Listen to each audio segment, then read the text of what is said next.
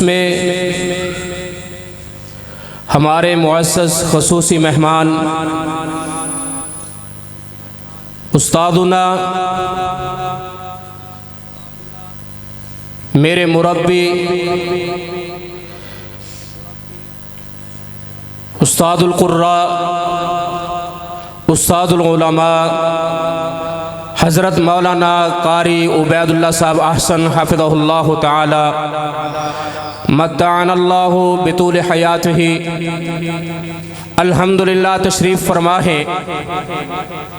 میں نداء الاسلام میں ان کی آمد پر اہلا و سہلا مرحبا دل کی اتھا گہرائیوں سے خوش آمدید کہتا ہوں۔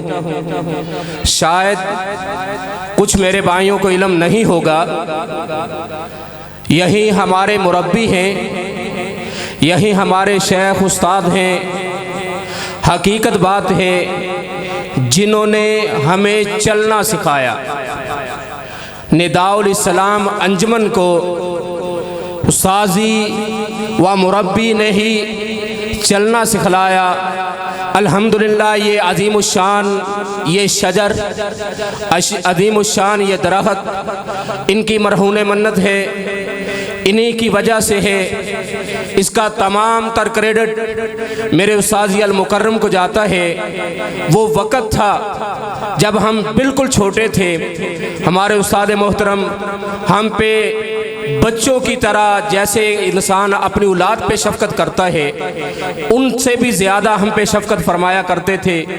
مجھے بڑے ایسے وہ وقت یاد ہیں، اگر میں وہ وقت شمار کروں بہت زیادہ ٹائم لگے گا۔ میں اپنے استاد المکرم کو مرکز نداء الاسلام میں پھر اہلا و سہلا مرحبا کہتا ہوں، خوش آمدید کہتا ہوں۔ اب انشاءاللہ ان کا عظیم الشان خطاب ہونے والا ہے۔ ان کے خطاب سے قبل مرکز نداء الاسلام کے ایک طالب علم جو استاد المکرم کی موجودگی میں چند الفاظ آپ کے سامنے پیش کرنا چاہتے ہیں، حافظ زین العابدین وہ اسٹیج پہ تشریف لائیں اور آپ کے سامنے گفتگو فرمائیں۔ انشاءاللہ ان کے بعد استاد المکرم کا عظیم الشان خطاب شروع ہو جائے گا۔